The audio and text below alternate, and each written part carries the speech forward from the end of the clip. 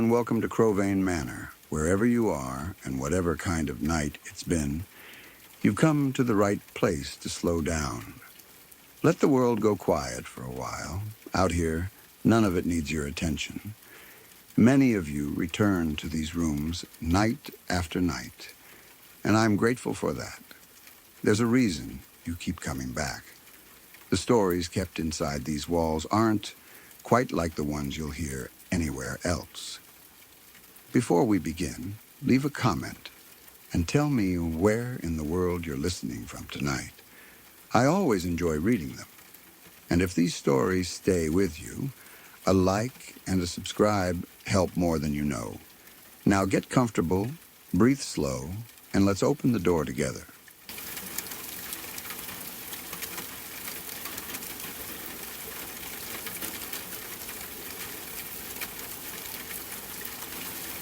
About 2 weeks after our first daughter was born, I was barely a person. That's the only way I can explain those days. I was a brand new mom, running on almost no sleep, learning everything the hard way, trying to keep a tiny human alive while my own body was still healing. My days and nights blended together into this fog of feeding, changing, rocking, and staring at the clock, counting how long it had been since I last closed my eyes. I remember feeling like time was measured in minutes instead of hours, because there wasn't any real rest, just short gaps where I could breathe before the next cry, the next feed, the next diaper change. I wasn't sleeping because newborns don't sleep in a way that lets anyone else sleep. And I wasn't sleeping because I was anxious, too. I would finally get her settled, and instead of feeling relief, I would sit there and listen to her breathing, terrified something would happen if I looked away. I was sore, exhausted, and emotional. The kind of emotional where you can cry without warning because you're so tired your body doesn't know what else to do. Even basic tasks felt hard. Brushing my hair felt hard. Making food felt hard. Thinking clearly felt impossible. But I still kept going because that's what new moms do. You keep going even when you're running on empty because the baby needs you and there's no pause button. 2 weeks in, I was still trying to figure out simple routines. I was learning what her cries meant. I was learning how quickly a diaper can go from fine to oh no. I was learning that you can change a diaper and 5 minutes later they can pee again. I was learning that sometimes you can do everything right and still end up with a mess because babies are babies. Their bodies are tiny and unpredictable, and you're doing your best while also trying not to fall apart from sleep deprivation. One day, he picked her up and she had wet through her diaper. It was one of those normal baby moments that would have been annoying, but not the end of the world. Her clothes were damp. Maybe the diaper wasn't fastened perfectly. Maybe she peed a lot at once. Maybe it had been a little too long because I was struggling to move quickly while exhausted. There were 100 reasons it could happen. Most of them completely normal, especially for a new mom who hadn't slept. I expected him to say something like, "Oh, she leaked," or "let's get her changed," or even just to quietly handle it. I expected teamwork, or at least neutrality. I expected the kind of basic understanding you're supposed to get from the person who helped create this baby and lives in the same house. Instead, he looked at me and said, "What kind of a mother are you?" It wasn't a question asked out of concern. It was an accusation, the kind meant to cut, the kind meant to shame. It was like he took a small, normal accident and used it as proof that I was failing, that I wasn't good enough, that I deserved to be judged. And the timing made it even worse, because I was already fragile. 2 weeks postpartum is not a stable time. Your hormones are crashing and shifting, your body is trying to recover, and you're already questioning yourself constantly because you're new at this. You already wonder if you're doing everything wrong. So when the person closest to you says something like that, It doesn't land like a comment. It lands like a verdict. I remember standing there, exhausted and stunned, trying to process what he had just said. My brain was slow from lack of sleep, but my heart heard it perfectly. What kind of a mother are you? Like I was careless, like I didn't care, like I hadn't just spent 2 weeks giving everything I had, every hour, every piece of myself, trying to take care of this baby. Like I wasn't the one up at night, like I wasn't the one learning and adapting and sacrificing, like I wasn't already doing the hardest thing I had ever done. I wanted to say something back. I wanted to say, I'm a new mother. I'm tired. I'm doing my best. I wanted to say, this happens. Babies leak. It's normal. I wanted him to see me as human. I wanted him to see the effort I was putting in, the love, the fear, the exhaustion. But when you're that tired, sometimes you don't have words. Sometimes you don't even have the energy to defend yourself. Sometimes your body just takes the hit and stores it somewhere deep because you have to keep moving. The baby still needs care. The laundry still needs doing. You still have to keep going. And that's what I did. I swallowed it. I carried the shame even though it didn't belong to me. I cleaned her up, changed her clothes, probably apologized even though I shouldn't have had to, and I kept going. But something inside me shifted because I realized that even in a moment where compassion should have been automatic, he chose cruelty instead. As time went on, things didn't get easier in the way I hoped they would. Motherhood changed and grew and evolved, and our daughter grew too. The baby stage passed, then the toddler stage, then childhood, then those teenage years that are their own kind of intense. Life kept moving forward, but that sharp, cutting part of him stayed. It showed up in different ways at different times, but it was always there, like a storm that never fully leaves the horizon. Now she's 17.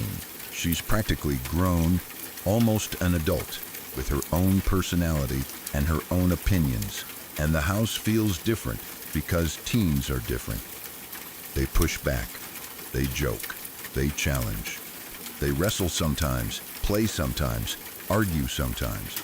And I know families can be loud. I know the line between playful and too rough can blur. I know not every moment is calm, but what happened a couple of weeks ago wasn't normal family noise. It wasn't just people got carried away. He smacked her. Even writing it out feels heavy, because there's something about that action that crosses a line. It's one thing to be frustrated. It's another thing to put your hands on your child, especially a 17-year-old girl who is supposed to feel safe in her own home. I don't care what excuse someone tries to use. Smacking your kid is not a joke. It's not discipline. It's a loss of control and sends a message that fear is part of love. When it happened, my body reacted before my mind even caught up. I raised my voice and asked him to stop wrestling with her. I wasn't trying to start a fight. I wasn't trying to embarrass him. I was trying to stop something that was getting inappropriate and unsafe. I was trying to protect my daughter. And honestly, I was trying to protect the atmosphere of the house. Because once things go too far, it changes everything. It leaves a mark. But instead of hearing me, instead of pausing, instead of stepping back like a reasonable adult, he turned his anger toward me. He got 2 inches from my face and screamed as loud as he could. He didn't speak. He didn't argue. He just screamed. The way a little kid screams when they don't know how to manage their feelings. It wasn't about making a point. It was about domination. It was about intimidation. It was about making me feel small and afraid for daring to say, stop. Being screamed at from that close is its own kind of violence. Your body feels it like a threat. Your muscles tense. Your heart races. Your mind goes blank because it's trying to decide what's safest. You can feel their breath. You can see their eyes. You can't escape the sound. It's not a conversation, it's an attack. And in that moment, I wasn't just thinking about myself. I was thinking about my daughter seeing that. I was thinking about what it teaches her. I was thinking about the fear it puts into the room, the way it makes home feel unstable, like anything could explode at any time. I was thinking about how unfair it is that I have to manage everyone's emotions, including his, and still somehow keep the peace. Sometimes people imagine that the big moments are the worst ones, like the clear, obvious events. But what really drains you is the pattern, the constant tension, the way your nervous system never fully relaxes. The way you start living in a state of readiness, always watching for moods, always reading the room, always calculating what will set him off and what will keep him calm. It's exhausting in a way that sleep can't fix, because it's not just physical tiredness, it's emotional survival. I think about you as a new mom 2 weeks postpartum, being asked, "What kind of a mother are you?" over a leaky diaper. I think about the cruelty of that, and I think about how many little moments like that probably followed, moments where you were trying your best, and instead of being supported, you were judged. I think about how those comments don't just hurt for a second. They sink in. They shape how you see yourself. They make you question your worth, even when your worth is obvious. And then I think about you now, years later, still dealing with the same person, still dealing with the same lack of emotional control, still dealing with the same need to intimidate and punish instead of communicate. I think about how hard it is to carry that kind of stress for so long, especially while raising kids. Because you're not only trying to survive your own relationship, you're also trying to create a safe environment for your child, trying to protect them from the worst of it, trying to give them something stable to hold on to. That takes so much energy. It takes strength people don't always see. You said you're so tired, and I believe you. That kind of tired is the kind that lives in your bones. It's the tired of years of tension and disrespect. The tired of trying to be calm while someone else escalates. The tired of being expected to absorb pain quietly so the family can keep functioning. The tired of having to stand between your child and someone who should be protecting them, not frightening them. It's also the tired of feeling alone in moments where you shouldn't be alone. Because in a healthy partnership, the hard moments make you closer. You become a team. You share the weight. But when you're with someone who uses fear and shame, the hard moments become isolating.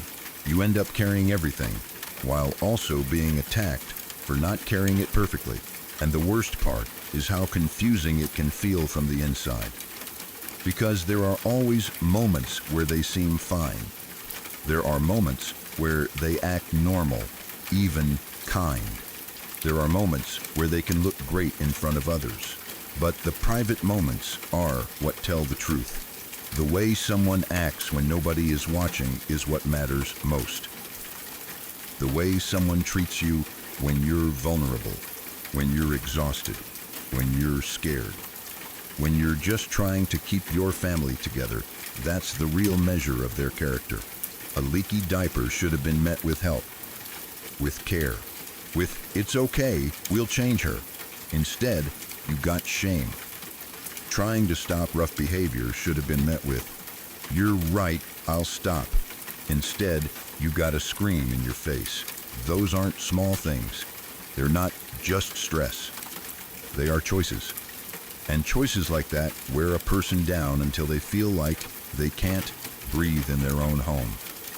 I can't make your situation simple, and I'm not going to pretend that one conversation fixes years of this, but I want you to hear something clearly, because when you're tired like this, it's easy to start believing the wrong story about yourself. None of what you described makes you a bad mother. It makes you a mother who has been doing her best under pressure, a mother who has been trying to protect her child and keep things stable while dealing with someone who reacts shame and intimidation instead of support. And you do not deserve to be screamed at. You do not deserve to be spoken to with contempt. Your daughter does not deserve to be hit. You both deserve safety in your own home. If you're in a place where you feel unsafe, or if his behavior is escalating, it may help to reach out to someone outside the situation who can support you in a practical way. If you're in the U.S., you can contact the National Domestic Violence Hotline at 1-800-799-7233 or text START to 88788. In the UK, Refuge runs the National Domestic Abuse Helpline at 808-2000-247. In Canada, you can call 1-866-866-30-511, Assaulted Women's Helpline. Ontario, or look up local provincial resources. If you're ever in immediate danger, call your local emergency number right away. Even if you're not ready to make big decisions, talking to a trusted friend, family member, counselor, or a local support line can help you feel less alone and help you think through next steps with someone who understands this dynamic. And if you want, you can share a little about what country you're in and what kind of help you want most right now. Emotional support, planning, boundaries, custody concerns, safety planning, and I'll help you map out options in a way that feels manageable.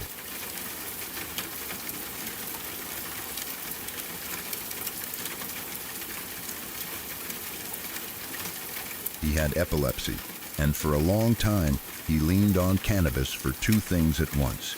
He used it to self-medicate, and he also sold it for income.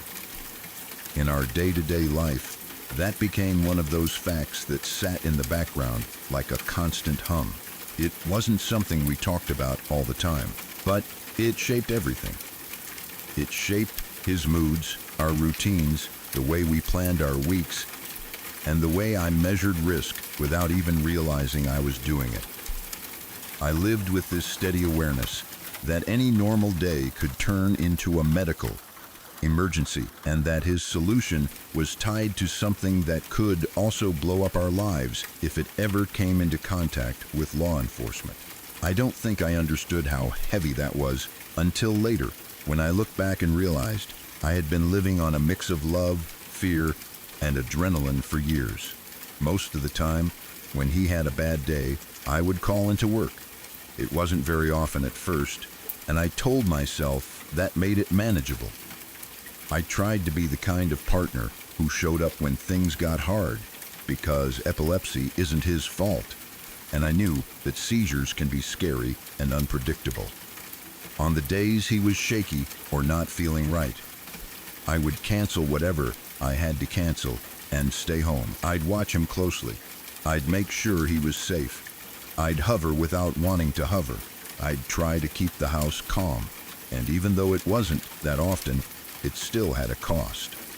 Every time I called in, I felt that small tightening inside my chest, the stress of needing my job but needing to be there too. Still, I did it, because when you love someone, you don't want to picture them having a seizure alone. Then one day, we tried something different. We decided to have a family member come over and hang out with him so I could go to work. It seemed reasonable. It seemed like a good compromise. I remember thinking, okay, this is what adults do. They find solutions. They share the load. He won't be alone. I can keep my job. Everyone wins. I didn't want to keep missing work forever, and I also didn't want him to be unsafe. So we made a plan, and I left for work, trying to hold on to that small feeling of relief, like maybe we had finally found a way to keep life steady. But then he had a seizure. That family member panicked, and I don't even blame them, not really. Seizures look terrifying if you aren't used to them. Even when you are used to them, they can still make your blood run cold. But that person didn't have the same experience I had. They didn't have the same This is what it looks like. This is what to do rhythm. So they called 911. Everything went sideways after that, fast. Emergency services showed up, and with them came police. And once police were in the picture, the cannabis situation was no longer something we could keep in the background. It became the main thing. It became the thing that took over our lives. He ended up being arrested for possession and distribution. One moment, we were just trying to get through a medical situation, and the next moment he was being taken away, and I was standing there watching my life split in half. It felt unreal, like a nightmare where you keep hoping you'll wake up and be back in a normal day. But the nightmare keeps moving forward anyway. He went to jail, and something in me flipped into survival mode. I was terrified. I was angry. I was ashamed. I was heartbroken. I was also practical. Because when someone you love is in trouble like that, especially in a way that could change the rest of your life, you start doing whatever you think you have to do. I used my entire life savings to bail him out and to hire the best lawyer I could find in our area. I didn't do it because it was easy or because I had extra money sitting around. I did it because I was desperate. I did it because I thought, if I can keep him out of prison, we can rebuild, we can restart, we can fix this. I told myself it was a terrible moment, not a permanent one. And I also believed, very deeply, that if I didn't step in and do everything I could, it would destroy him. The lawyer was expensive. The fees were painful. Every payment felt like ripping a piece out of my future. I watched my savings drain away, money I had worked for, money that represented security, stability, a safety net. I kept telling myself it would be worth it. That later, when things were calm again, we would look back and say, we survived the worst of it. I imagined him coming out the other side, grateful, changed, ready to do life differently. I imagined us becoming stronger as a couple because we had been tested and we had made it through. He didn't end up with prison time, which I was grateful for. He did get probation though, and probation meant he had to stop using cannabis. He had to stop completely. On paper, that might have sounded like a simple rule. In real life, it changed everything, because cannabis had been the thing he leaned on most, both for his body and his mind. He refused pharmaceutical medication for epilepsy, and without cannabis, that meant he was stepping into something raw and uncontrolled. I knew it was going to be hard. I didn't fully understand just how hard it would be, and I didn't understand that this would be the moment our relationship started collapsing from the inside. At first, I tried to be understanding. I told myself, of course he's upset. Of course he's scared. Of course he feels trapped. He was losing his coping mechanism, and he was being forced into a new reality. I could see his anger starting to show up more often, and I kept trying to separate the anger from the person. I kept telling myself, it's the situation, not him. It's the stress, not his heart. I kept hoping that if I stayed steady enough, patient enough, loving enough, he would adjust. But then his seizures got worse. He started having seizures several times a week. Not once in a while, not a rare, bad day. Several times a week became the new normal. It was terrifying. It was exhausting. It turned our lives into a constant state of readiness. I never knew when it would happen. I couldn't relax. I couldn't plan anything without considering what might happen to him while I was gone. I couldn't hold down a job because I was calling in constantly. Sometimes I'd be at work and get a call, and my stomach would drop because I already knew what it meant. Other times, I'd wake up and sense that day was going to be rough and feel dread before I even got out of bed. I didn't have a choice, not really. If he was having seizures that often and refusing medication, I couldn't just leave him alone. I couldn't pretend it was fine, so I became the caretaker. I became the monitor. I became the person who had to keep the house safe, keep him safe, keep everything from falling apart. And while I was doing that, my own life started slipping away quietly, piece by piece. I started losing myself. At first it was small. I stopped doing things I enjoyed because I was too tired. I stopped seeing people because it felt impossible to make plans. I stopped thinking about my own goals because I was just trying to make it through each week. Then it got heavier. I started sinking. I ended up in a deep depression. It wasn't the kind of sadness you can shake off with a walk or a good conversation. It was a fog that filled the room even when the room was sunny. It was a heaviness that followed me everywhere. I would look at myself in the mirror and barely recognize the person staring back. My eyes looked tired in a way sleep wouldn't fix. My face looked like I was carrying something too heavy to speak about. Somewhere in that depression, I started drinking more than I should have. It didn't start as a dramatic decision. It started as relief. A way to shut my brain off for a few hours. A way to quiet the constant worry, the constant tension, the constant feeling that my life was on the edge of disaster. The drinking became a problem, and I could see it even while I was doing it, which somehow made it worse.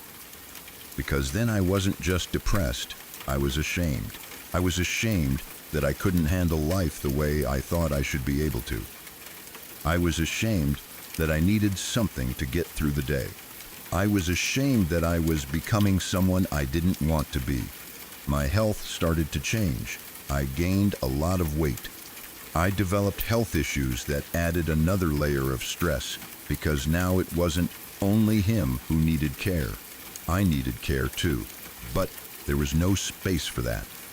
There was no room in the house for my needs, not when the seizures were constant.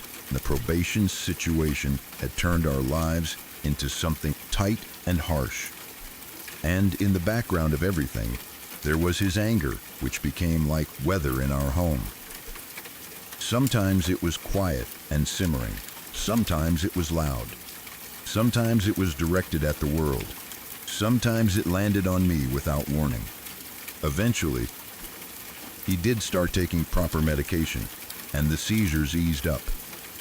They didn't vanish completely, but they weren't happening constantly anymore. In another version of life, that would have been the turning point, the moment where we could finally breathe, where we could rebuild. But by then, too much damage had already been done. By then, I was the one falling apart. My job situation was wrecked. I had called in so much, I couldn't keep stable employment. My resume had gaps. My confidence was shattered. I was depressed and struggling. I didn't feel like the capable person I had once been. I didn't feel employable. I didn't feel normal. I felt like I had been living in emergency mode for so long that even when the emergency slowed down, my body didn't know how to return to calm. I had built my entire life around holding him up, and once I couldn't hold him and myself at the same time, I started dropping. And what did he do when I was dropping? He started ignoring my existence. That was the part that broke me in a slow, cruel way. Because I had imagined that if I supported him through the hardest time of his life, he would support me through mine. I imagined that partnership meant you take turns, you carry each other. You don't abandon the person who kept you alive. But instead, he avoided me. He stayed at work as much as possible. He made himself scarce. The house felt emptier even when he was technically still part of it because he wasn't present with me. He wasn't interested. He wasn't checking in. He wasn't trying to repair anything. It felt like he had used up all the care he ever planned to have for me, and now he was done. I remember the loneliness of that. Being in a relationship and still feeling alone is a special kind of pain. It makes you question your reality. It makes you feel like you're reaching for someone who keeps stepping back. It makes you feel embarrassed for needing something they don't want to give. I would watch him come home late, tired, but somehow still able to give his energy to everyone except me. He had the ability to show up for work. He had the ability to stay away. But he didn't have the ability, apparently, to sit down and look at me and acknowledge that I was drowning. Then the day came when I left. I remember it like a line. Like everything before that was me trying, and everything after that was me choosing myself for the first time in what felt like forever. I didn't leave calmly and casually. I left with a heart that felt shredded. I left with exhaustion that wasn't only physical. I left with the feeling that I had poured my life into someone and ended up empty. That day, I told him what I had been carrying. I pointed out that I sacrificed my life savings, my future career, and my sanity to be there for him in his time of need, and that it hurt that he had disappeared and avoided me in my time of need. I wasn't trying to guilt him. I was trying to reach him. I was trying to make him see what had happened to me, what I had become, how much I had given, and how alone I felt now. I needed him to acknowledge it. Even if he couldn't fix it, even if we couldn't repair the relationship, I needed him to at least recognize that I had loved him enough to destroy my own stability for him, and that I was now standing in the wreckage of that. He looked at me and said, "I didn't ask you to do any of that." That sentence is still like a door slamming in my face when I remember it, because it wasn't just dismissive. It erased everything. It took all of my sacrifice, all of my effort, all of the nights of fear and the days of calling in and the draining of my savings, and it turned it into something that didn't matter. It made it sound like I was foolish for caring, like my love was my problem, like my support was some annoying thing I had chosen without reason. In that moment, I realized he could not meet me emotionally. He couldn't, or he wouldn't. He didn't want to hold the weight of what he had taken from me. He didn't want to admit that my life had been damaged because of our choices and his choices. He didn't want to sit with the fact that I had been there for him and he wasn't there for me. He found the quickest way to escape responsibility, and that was it. He didn't ask. So my pain didn't count. It broke me completely, not in a dramatic movie way, but in a real, quiet way where something inside you just snaps and goes still. I remember feeling like my body went cold, like my heart dropped into my stomach, like I suddenly understood that there was no conversation that could fix this. There was no magic sentence that would make him suddenly care, because he had just told me, without saying the words, that my devotion meant nothing to him, that he felt entitled to it without gratitude, that he could accept everything I gave and then deny it mattered when it became inconvenient. I left pretty much immediately after that. I didn't leave because I stopped loving him overnight. I left because I realized loving him was destroying me, and he didn't care. I left because I realized I could not heal in a place where my suffering was treated like background noise.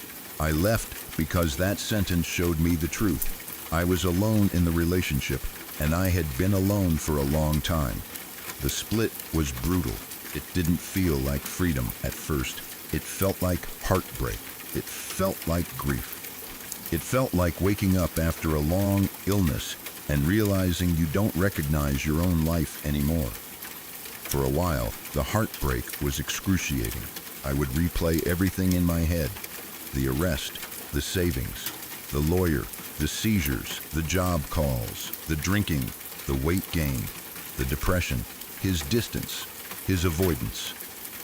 That final sentence, I would think about all the versions of the future I had imagined and how none of them happened.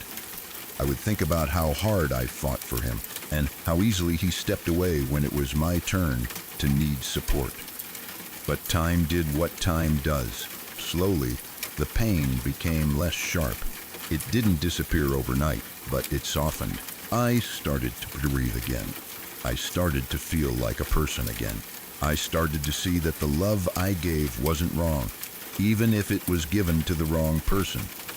I started to see that I wasn't weak for supporting someone, and I wasn't stupid for hoping he would support me back. I was human. I was loyal. I was trying to build a life with someone who couldn't return the care I offered. Now it's been a few years. It doesn't hurt so much anymore. The memory still makes my chest tighten sometimes, because it's hard not to feel the sadness of what I lost and what I gave away. But I also feel something else now, something steadier. I feel proud that I left. I feel proud that I finally chose myself, because even though it broke me at the time, leaving was the first real step toward putting myself back together.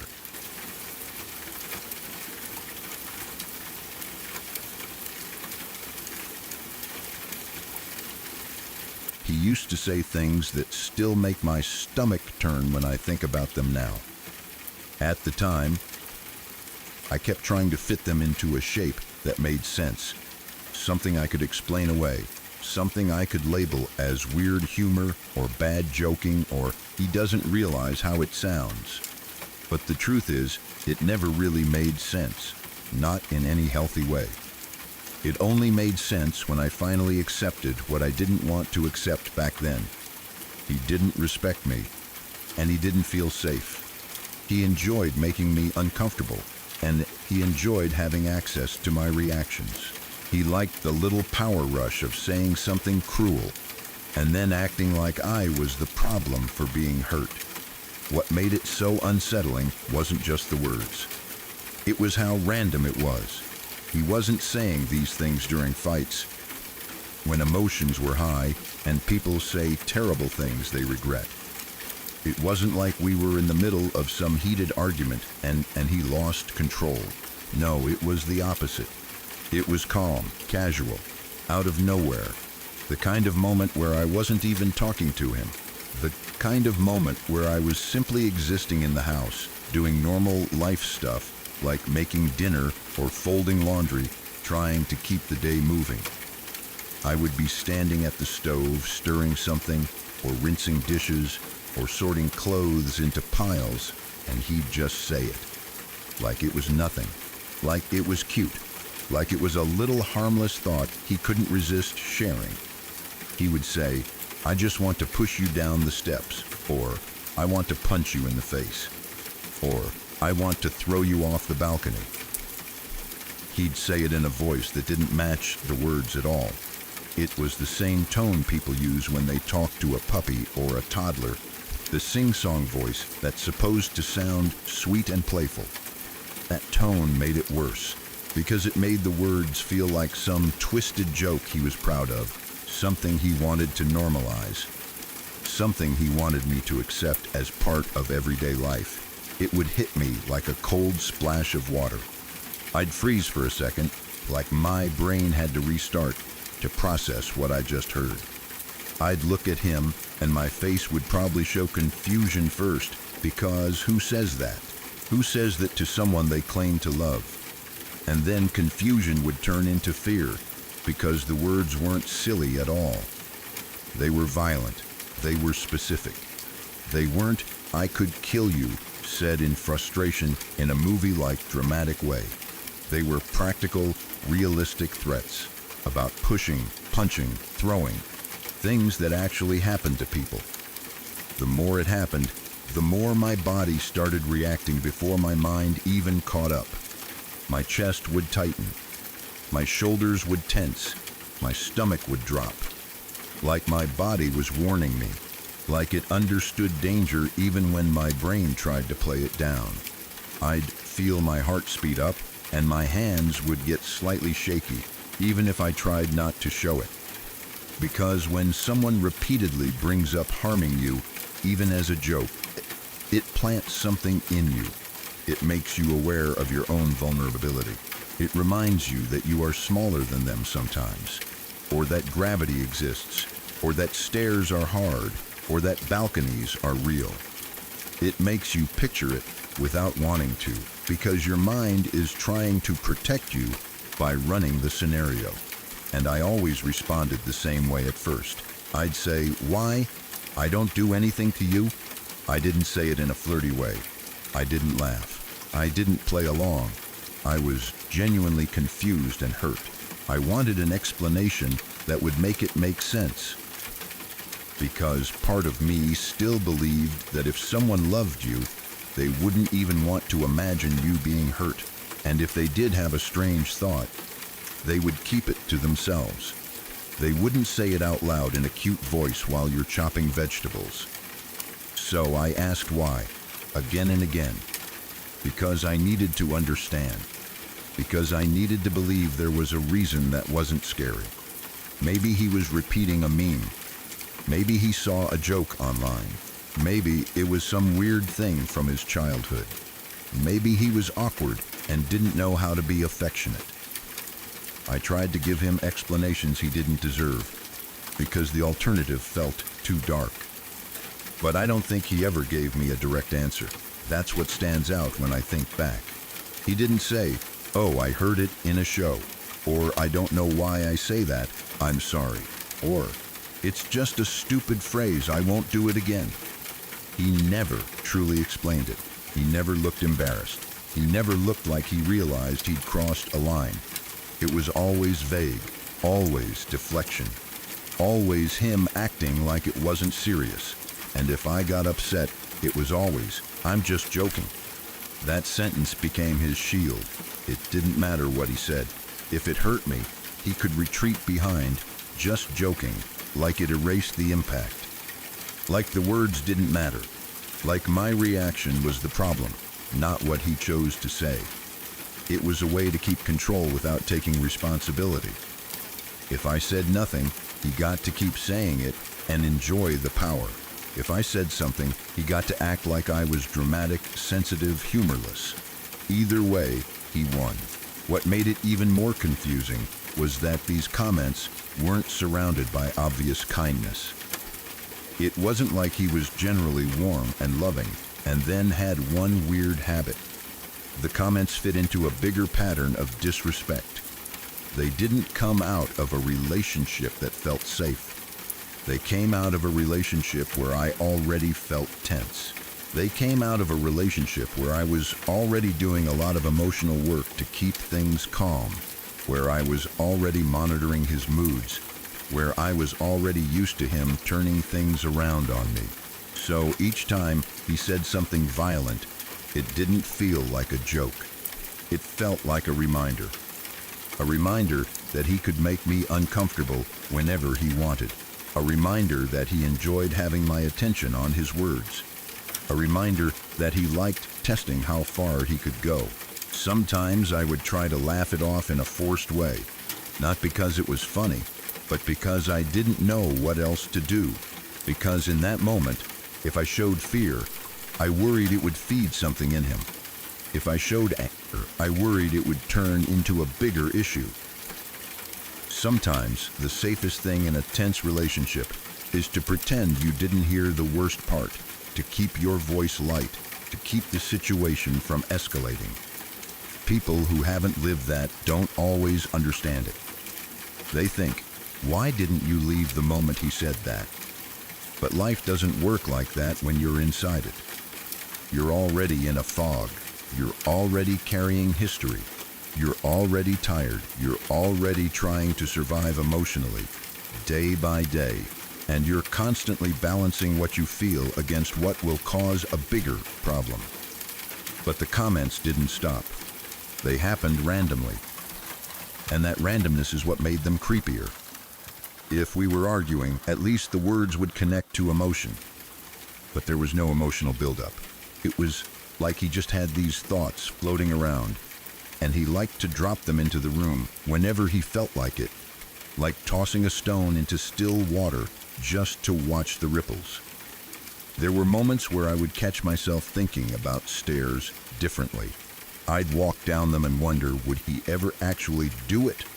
I'd be near a balcony and feel my body stiffen, because the image he put in my mind was now attached to that place. I'd be doing something harmless, and suddenly I'd hear the words again in my head. and I'd feel my skin crawl. It's hard to relax in your own home when someone keeps using violence as a casual joke. It changes how safe your body feels. It changes how your nervous system works. Even if nothing happens, the threat itself becomes a kind of stress that lives in you. I remember thinking, he must not realize how this sounds. I remember thinking, maybe he just has a dark sense of humor. I remember telling myself that if he really wanted to hurt me, he wouldn't say it out loud. I tried to use logic to protect myself because the truth was simpler and worse. Maybe he said it out loud because he wanted me to hear it. Maybe the point wasn't the action. Maybe the point was the fear. Looking back now, I can see that he wanted to harm me one way or another. Maybe not always physically, maybe not in a way that would get him in trouble, but he wanted some kind of damage. He wanted to break my peace. He wanted to chip away at my sense of safety. He wanted to keep me on edge. That's still harm. That's still cruelty. That's still violence in a quieter form. And when I say that now, I'm not saying it dramatically. I'm saying it because I can finally see it clearly. Those jokes weren't normal. Healthy people don't talk like that to their partners. People who love you don't casually fantasize out loud about hurting you while you fold laundry. People who respect you don't use violent images as cute little sound bites. The most disturbing part is the tone he used, because it showed how comfortable he was with the idea. It showed he didn't feel shame about it. He didn't whisper it like a guilty thought. He didn't immediately say, "That sounded bad, I'm sorry." He used a sweet voice, almost playful, like he was sharing something endearing. That mismatch between the violence of the words and the softness of the tone felt like he was trying to normalize it, like he was trying to make violence sound harmless, so I would question my own reaction. Like he wanted me to doubt myself. That's what "I'm just joking" really did. It didn't explain the comment. It erased the conversation. It told me my feelings didn't matter. It trained me to swallow discomfort. It trained me to accept things that should have been unacceptable. Because if every hurtful thing is framed as a joke, then I become the problem for reacting. I become the one with no sense of humor. I become the one who can't take it. And once you accept that framing, you start policing yourself. You start staying quiet. You start doubting your instincts. But instincts are there for a reason. I think about how often I asked why. That question says everything. I wasn't trying to argue about words. I was trying to understand why someone would want to say that to me at all. I was trying to find a version of him that didn't scare me. I was trying to find a way that his mind could go to violence without it meaning anything dangerous. I was trying to protect the relationship I thought we had, because accepting the truth would have meant accepting that I was living with someone who could imagine hurting me and enjoy saying it. And the lack of a direct answer was also an answer, because if he had a harmless reason, he would have said it. If he felt bad, he would have stopped. If he cared about my comfort, he would have listened the first time I said it upset me. Instead, he kept doing it, and he kept hiding behind joking, like that gave him permission. Sometimes I think he knew exactly what he was doing. Sometimes I think he liked the control. Sometimes I think he liked seeing me startled. Sometimes I think he liked knowing he could drop a sentence into the air and change the temperature of the whole room. He could make me feel small and unsettled with just a few words, and then he could pretend it was nothing. That's power. That's dominance. And for some people, that feeling is addictive. I also think he couldn't physically harm me without consequences. Like I said, he would get in too much trouble. People would see bruises, or there would be proof, or he would risk losing his image. And I think that's why he kept it in the joke category. because it let him enjoy the fantasy without the cost. It let him say the thought out loud and watch my reaction while still keeping plausible deniability. If anyone ever heard him, he could say, "I was kidding." If I ever complained, he could say, "You're overreacting." It was the perfect way for him to flirt with violence without being held accountable for it. And maybe he did fantasize about it. Maybe those thoughts were real. Maybe that's why they came out so randomly, because they weren't triggered by the moment. They were triggered by something inside him. Something about seeing me in the house, living my life, existing, made him want to knock me down, literally or emotionally. Some people hate the person closest to them because that person sees the truth. Some people resent the partner who keeps the home running. Some people resent joy and calm and stability because it highlights their own emptiness.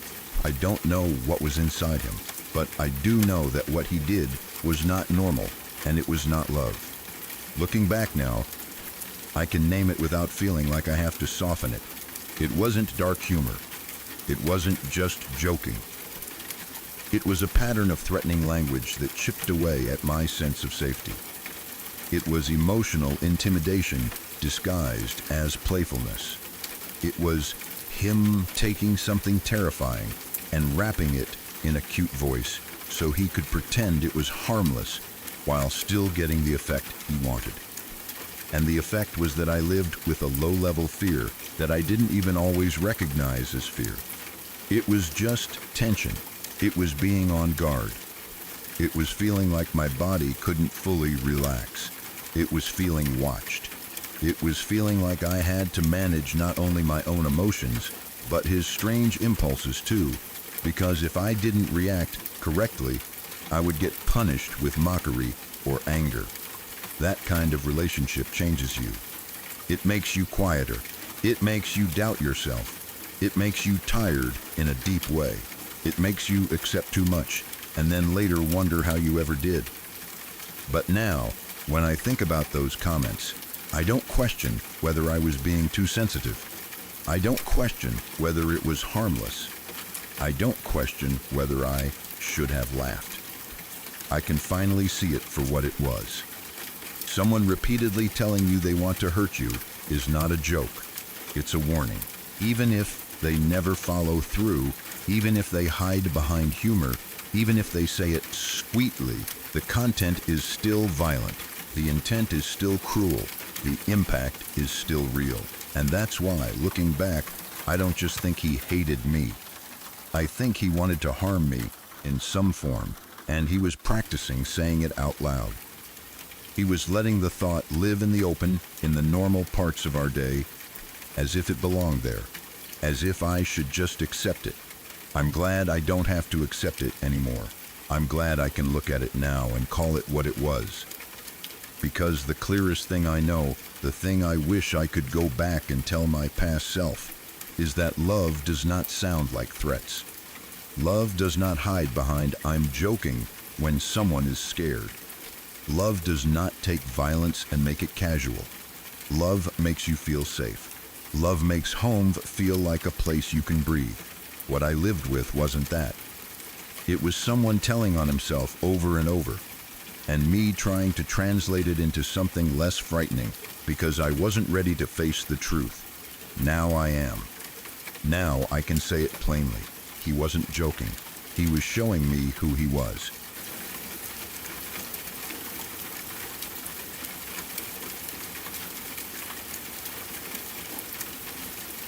I know this sounds really stupid, but I think I finally realized he hated me because of the way he hung his coat up. It wasn't some huge, dramatic moment where he screamed or slammed a door. It wasn't a big fight that left no doubt. It was a tiny, boring, everyday thing. The kind of thing you wouldn't even mention to most people because they'd probably shrug and say, "So what? It's just a coat hook." And for a long time, I think that's exactly why it took me so long to really see it. Because when the problem is small, you keep telling yourself you're being petty for caring. You keep trying to be reasonable. You keep trying to smooth it over, because who wants to make a big deal out of something as stupid as a peg on the wall? But I learned the hard way that it's rarely about the object. It's about what the object represents. It's about the message that gets repeated, quietly, every single day. We had 2 coat hooks, one for him, one for me. It was that simple. It wasn't complicated. It wasn't a puzzle. We literally had a space for each of us, and no matter how many times I asked, he would use both. It happened constantly. I'd come home, and his coat would be on his peg, fine, and then another coat or jacket or whatever of his would be on mine too. Like mine didn't belong to me, like my space didn't matter, like it didn't even occur to him that I might want to use it. And it wasn't a one-off. It wasn't an accident once in a while. It was repeated over and over, day after day, until it became part of my routine in the most exhausting way. Because the point wasn't that I didn't have the physical ability to move a coat. Of course I could move it. The point was that I shouldn't have had to. The point was that he was creating extra work for me for no reason, and he didn't care. I worked longer hours than him. I rode a motorbike to get to work, so I wasn't coming home with a neat little handbag and dry shoes. I was coming home with gear. I'd often be wet through from rain or drizzle or road spray. Sometimes my hair would be damp under my helmet, my hands cold, my shoulders tight. All I wanted, especially on those days, was to come in the door and do my routine the way I'd done it 1,000 times. Shuck my biker jacket off, hang it up, then deal with my helmet, my gloves, my boots, whatever else I was carrying. It's a simple rhythm that makes the end of the day feel manageable. Like, okay, I'm home now, I can breathe. But every single day, I couldn't do that. Every single day, I would come in and my peg would be taken. So I'd have to put everything down. I'd have to stand there, balancing my helmet and my gloves and whatever else, while water dripped off me or my jacket stuck to my arms. And I'd have to move his coat out of the way so I could hang mine up. It was such a small delay, but it wasn't really a delay. It was a daily reminder that his comfort came first. His habits came first. His convenience mattered more than my repeated requests. And I asked so many times. That's the part people sometimes don't understand when you tell them a story like this. They imagine you asked once or twice and he forgot. They imagine it's normal couple stuff, like leaving socks on the floor. But this wasn't him forgetting. This was him knowing, because I told him again and again and still doing it. I asked politely. I asked casually. I asked when I was tired. I asked when I was frustrated. I asked in that hopeful tone you use when you're trying not to sound like you're nagging, even though you shouldn't have to beg for something so basic. I asked, and he still did it. And then one day, something happened that made everything click in a way I couldn't ignore. I left a wide-brimmed hat in the space above my hook. It wasn't even some grand plan. It just ended up there, slightly covering my coat peg. It wasn't blocking it completely. It wasn't bolted in place. It was just a hat sitting there, taking up a little bit of room. When I left the house, it was just one of those random household situations that happens. I didn't think much about it. Then I came home and my peg underneath was free. And my first reaction was a kind of relief, because finally I could just do my routine like normal. I could come in, take my jacket off, hang it up, move on with my life. No extra step, no small inconvenience, no daily reminder. It felt almost peaceful in a stupid, tiny way. But then I looked closer and realized why. He had been perfectly capable of leaving my peg free the entire time. The only difference was that now, if he wanted to use my peg, he would have had to move the hat a tiny bit. Not a heavy box, not a messy pile, not something complicated. Just a hat. Something light, something easy. something that would take a second to lift or slide. And he didn't. He didn't bother. And that's when it hit me hard. Because suddenly, I understood that all the times I had asked him to leave my peg free, it wasn't that he didn't get it. It wasn't that he didn't hear me. It wasn't even that he was absent-minded. It was that my request wasn't enough to motivate him to change his behavior, not even slightly. But the existence of a hat in his way was enough to stop him. A hat mattered more than my repeated entreaties. The hat created effort for him, so he avoided it. My discomfort created effort for me, and he was fine with that. He was fine with me having to stop, juggle my things, move his coat, and adjust every single day because it didn't cost him anything. And that's why it wasn't stupid, because that moment wasn't really about a coat hook. It was about respect. It was about care. It was about how someone treats you when there's no audience, no big conversation, no dramatic stakes.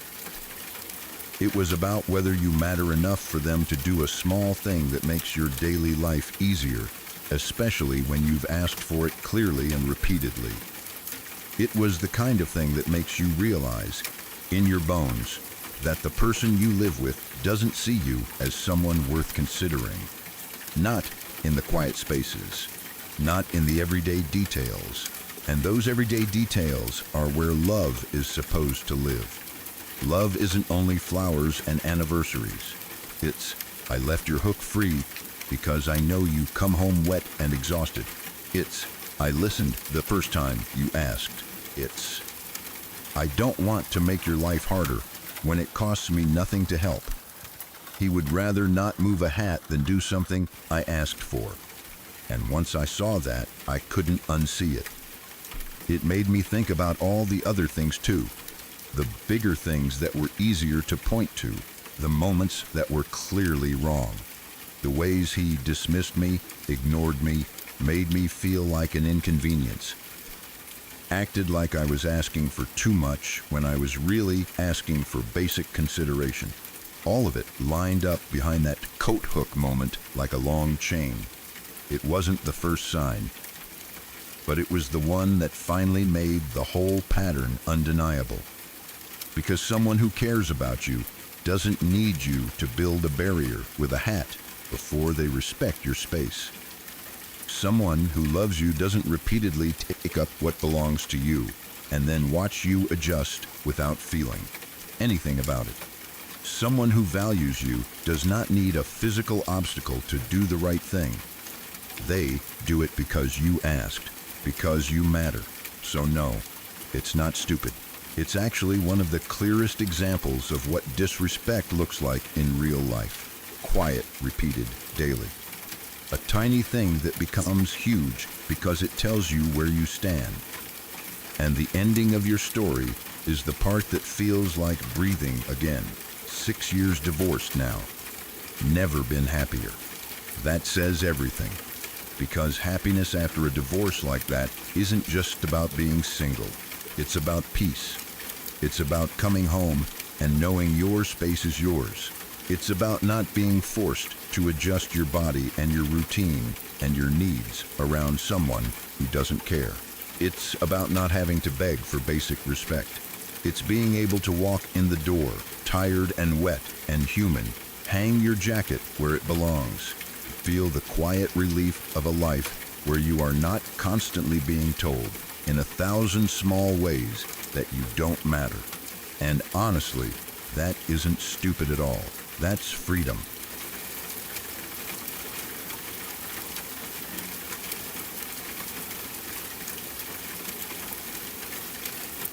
I like making jokes that don't really make sense. I don't even have a deep reason for it. It just makes me laugh. It's the kind of humor that's a little stupid on purpose. The kind that's not trying to be clever. It's just playful. Like when someone says something totally normal and I'll respond with, "That's what she said," even when it doesn't match the sentence at all. I know it's not logical. That's the whole point. The mismatch is what cracks me up. And most of the time it makes other people laugh too, because it's light and unexpected. It's also just part of how I am. It's a small thing, but it matters. It's how I keep things fun. It's how I connect with people. It's how I let myself relax. When life is busy and stressful, those little moments of silliness are like a pressure release. They're harmless. They're not mean. They're not aimed at anyone. It's just me being goofy, because sometimes being goofy makes the day feel less heavy. So when this happened, it stuck with me because it wasn't about the joke. It was about what his reaction said about him and about how he saw me. It was at a surprise party I threw for him. I planned it. I organized it. I put the effort in because I wanted him to feel loved and celebrated. I wanted him to have that moment where you walk into a room and everyone is there for you, cheering and smiling, and for a second you feel special. I put thought into it, and I remember that mix of excitement and nerves you get when you're trying to pull off a surprise. You're checking the time, checking your phone, hoping people show up, hoping it all goes smoothly. And honestly, the turnout was already a little awkward. Only one of his friends showed up. The rest were our mutual friends, but mostly mine. People who were there because they cared about me and supported me, and because, by extension, they were willing to show up for him too. I noticed it. Of course I did. It's hard not to notice when you've done all this work and you're standing there realizing that most of the people who are actually showing up are coming from your side, not his. It made me feel a little sad for him, but it also made me feel irritated in a quiet way, because it highlighted something I had probably felt before without fully naming it. That I was the one who created the warmth, the community, the effort. I was the one who made things happen. Still, I pushed through it because the goal wasn't to analyze it. The goal was to have a nice night. I wanted it to be fun. I wanted him to feel celebrated. I wanted it to be one of those good memories. At some point during the party, I made one of my silly jokes. Nothing serious, nothing offensive. Just one of those quick little lines that doesn't even make sense but makes me laugh because it's so dumb. In my mind, it was a moment of lightness, the kind of moment that makes a room feel relaxed. But he turned toward me, looked at me, and said, "That's not funny, and it's never funny." The way he said it wasn't teasing. It wasn't playful. It wasn't, "Oh my gosh, stop," with a smile. It was flat and harsh, like he was scolding me, like he was correcting me, like he needed me to understand that I had done something wrong by simply being myself. And the thing that makes it sting is the setting. It wasn't a private conversation later on where he could say, "Hey, I don't really like that joke." It was at a party, in front of people. A party I had thrown for him. A party where I was already doing the work of making the night feel lively and warm. Because without my people there, it probably would have felt empty. It was the kind of comment that doesn't just shut down a joke. It shuts down a person. I remember feeling that immediate embarrassment, that flush of heat in your face when someone calls you out publicly. And it wasn't because I truly believed I had done something wrong.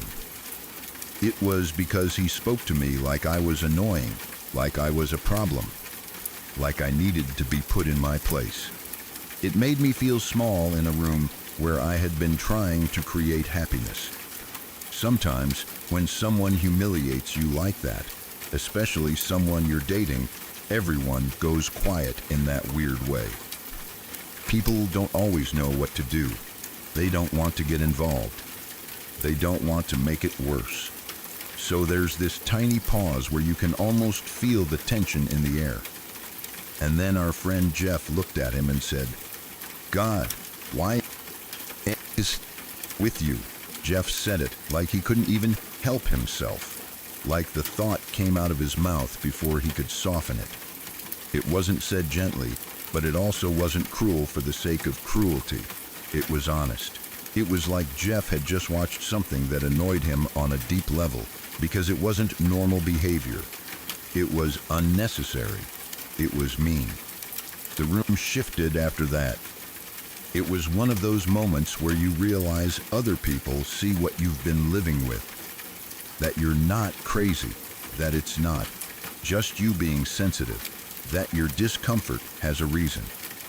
I remember standing there and feeling two things at once.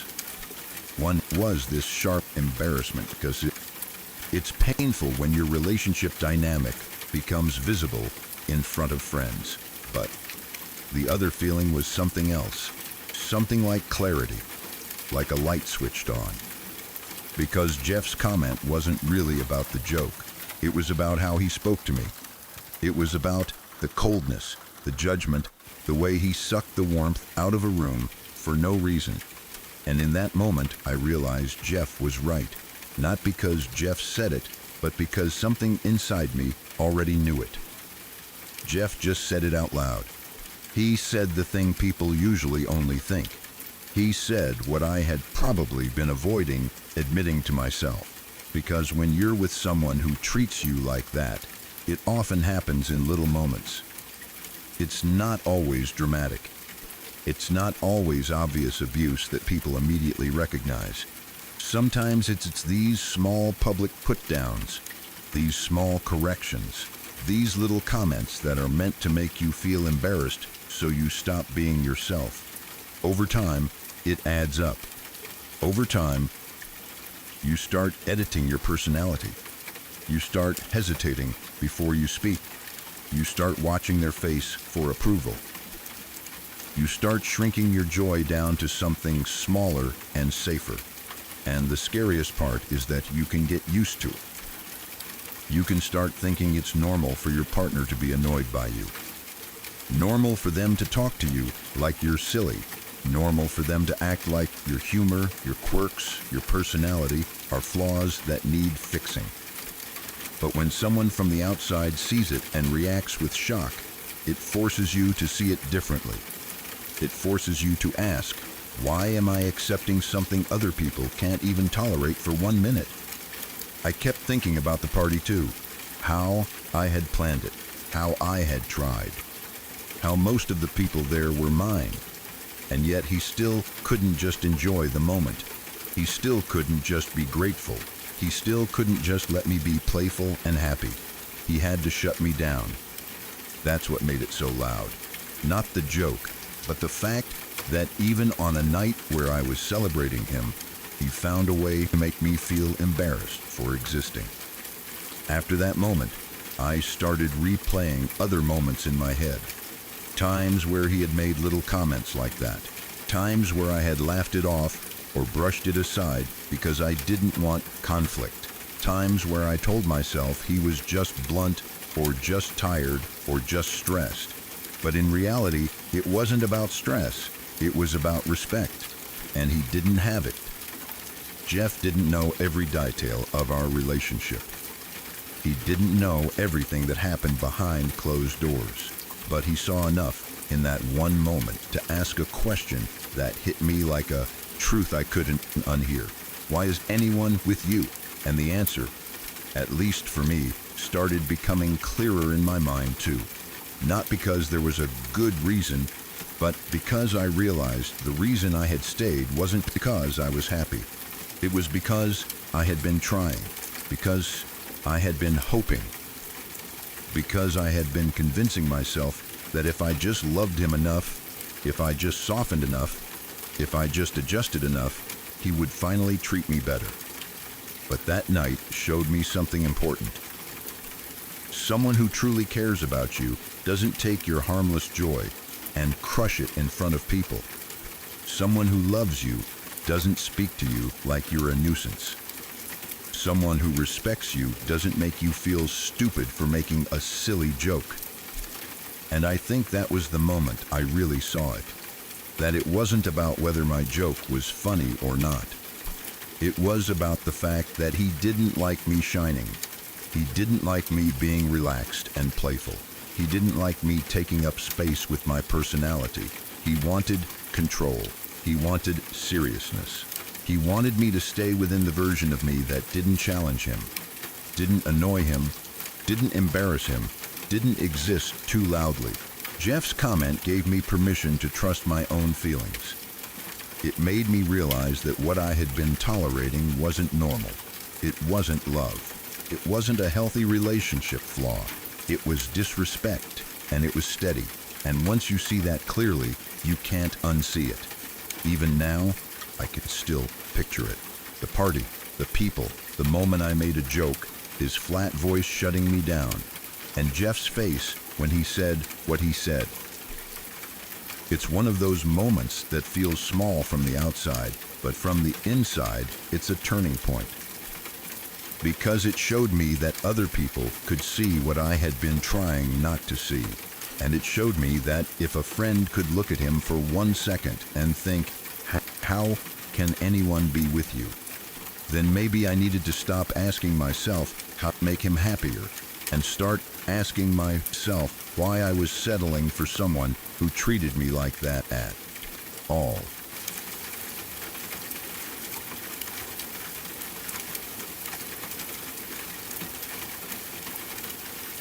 Let me hold the story right there for a second.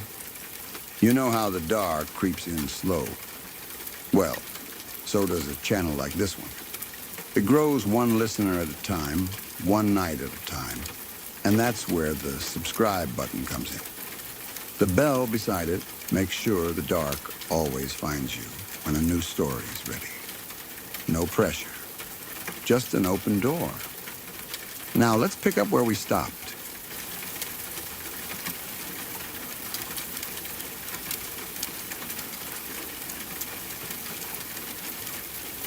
I was crying every night, and it wasn't the kind of crying that came and went. It was the kind that sat in my chest all day, like I had swallowed something heavy and it refused to move. I would make it through the morning by forcing myself to function on autopilot, and then the moment the house got quiet, the tears would come again. Some nights I cried so hard my face ached. And other nights, it was just silent tears that soaked the pillow while I stared at the ceiling and tried to understand how my life had turned into something that felt so cold. For weeks, I couldn't think straight. I couldn't focus. I'd start one small task and then forget what I was doing halfway through. I would stand in the kitchen, looking at the counter, trying to remember if I had already fed the kids or if I had only planned to. My body was exhausted, but my mind wouldn't rest. My brain replayed conversations like a broken recording, the same sharp words repeating until they felt stitched into my skin. I felt stressed all the time, like I was bracing for something terrible, even on days when nothing was happening. I was depressed in that way, where everything feels heavy, including your own arms and legs, where even taking a shower feels like climbing a mountain. It wasn't like I was dealing with this in secret either. He could see it. Anyone living in the same house could see it. There were nights he watched me cry and didn't move, didn't come closer, didn't ask what he could do. He didn't act like a partner who was worried. He acted like someone watching a problem he didn't feel connected to. And on the rare occasion he did say something about it, it wasn't comfort, and it wasn't concern for me as a person. The only time he ever said anything to me during that whole stretch, when I was falling apart every night, was, "I want you to get better so you can help with the kids." That was it. Not, "I'm sorry you're hurting." Not, "I didn't realize it was this bad." Not, "How can I support you?" Just a sentence that made it clear what mattered to him. He didn't say it like he was worried about my health or my pain. He said it like I was a tool that wasn't working properly, like I was a machine that needed repairs so it could go back to doing what it was supposed to do. And that sentence did something to me. It made everything feel even more lonely. Because when you're breaking down and the person who promised to be your partner only cares about how you're pain affects their workload. You start to realize you are living with someone who doesn't see you the way you see them. You start to realize your suffering isn't something they want to ease. It's something they want you to hurry up and get over. I tried to tell myself he didn't mean it the way it sounded. I tried to tell myself he was stressed too, that people say dumb things when they don't know what to say. I tried because I wanted to believe there was still something human and soft in him that was just buried under pressure. But then I look back at everything, and I remember what happened when I miscarried. I was 16 weeks along. That's not a vague, early maybe pregnancy where you're still adjusting to the idea. By 16 weeks, you have already pictured a future. You have already made room in your mind. You've already imagined tiny hands, tiny socks, the shape of a nursery. A name that starts to feel real when you whisper it to yourself. You have already made a place in your heart, and then, suddenly, it's gone. People who haven't been through it sometimes don't understand how brutal it is. It's not only grief, it's shock. It's your body betraying you in a way you never expected. It's walking around while the world keeps moving, while you're stuck in the moment where you realize your baby isn't coming home with you. It's physical pain layered on top of emotional pain. It's the emptiness afterward, the way the silence feels too loud. I remember the hospital. I remember how bright and sterile everything was. I remember the smell, that mix of sanitizer and something metallic. I remember being in that room and feeling like my spirit had left my body, like I was watching someone else's life from a distance.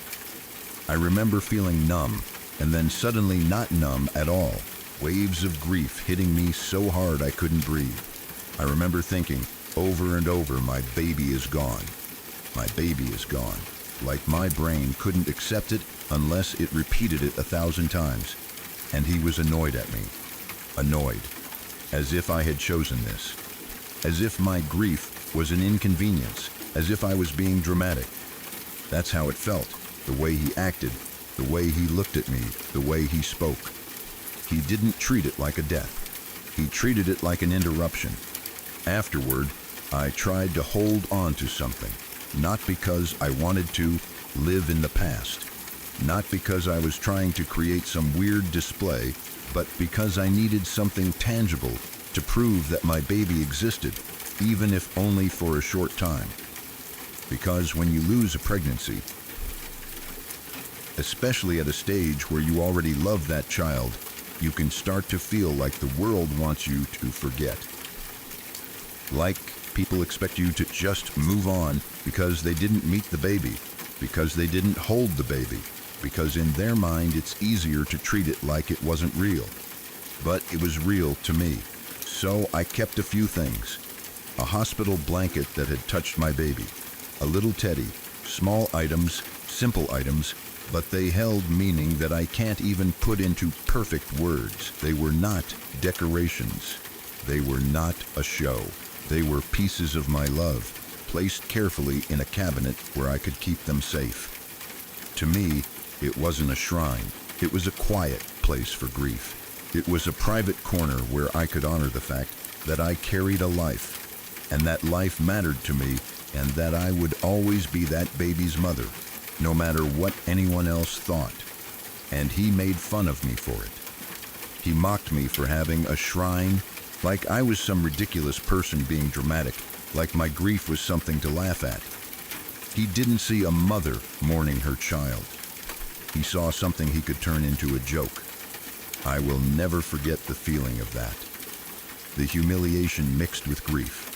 The way it made me feel like I had to hide my pain, like I had to lock it up even tighter, not just in a cabinet, but inside my own chest, because if I showed it, he would twist it. He would make it smaller. He would make it ugly. He would make me feel ashamed for loving my baby. And that's why I say my baby.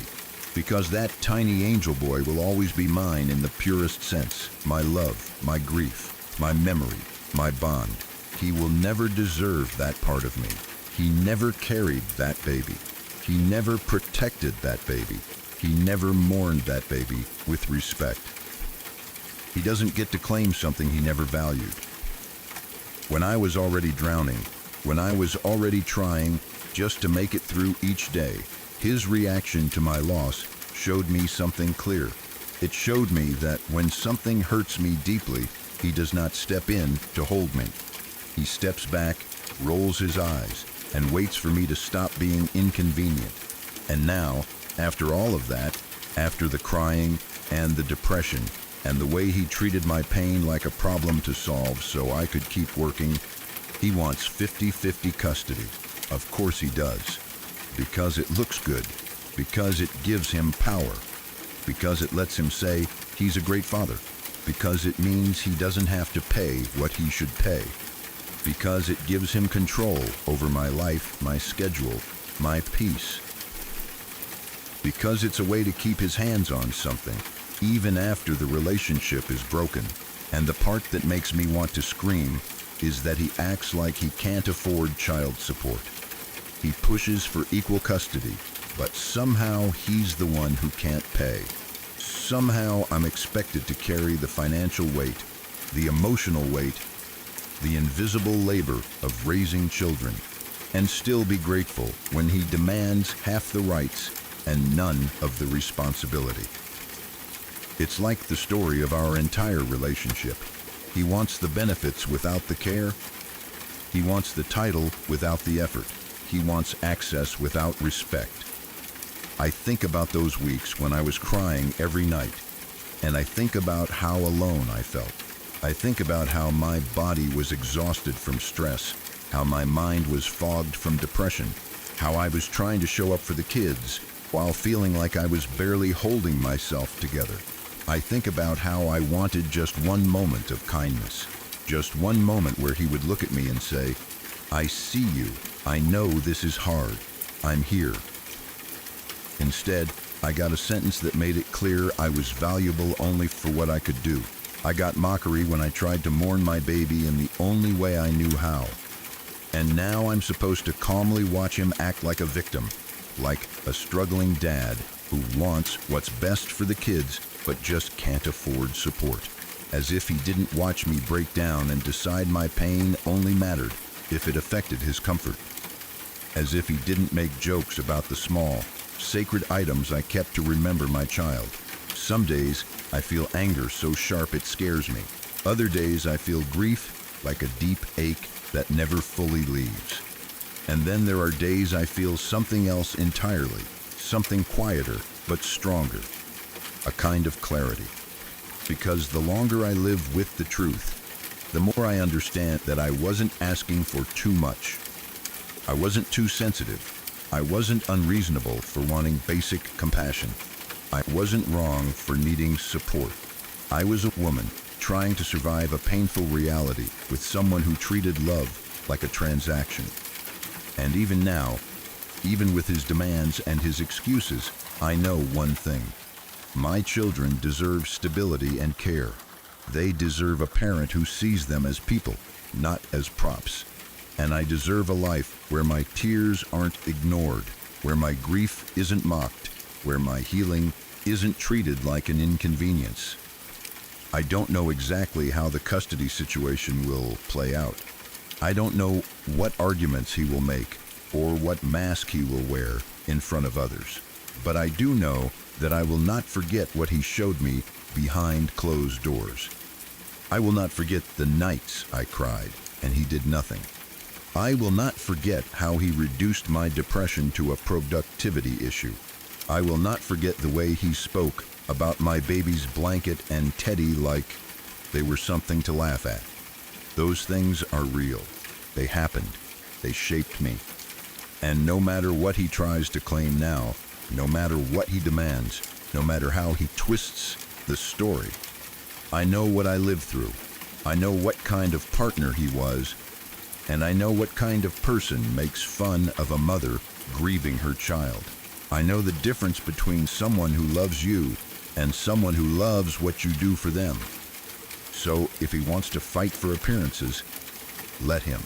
I'm done begging for humanity from someone who refuses to give it. I'm done shrinking my grief so it doesn't bother him. I'm done letting him decide what pain is acceptable. The love I had for my baby, the love I have for my children, and the love I am learning to have for myself, those things are not up for his judgment. And that cabinet with that blanket and that teddy is not a shrine. It's proof. Proof that my baby mattered. Proof that my heart is capable of deep love. Proof that even after everything, I still honor what is sacred to me. He can never deserve that, but I can.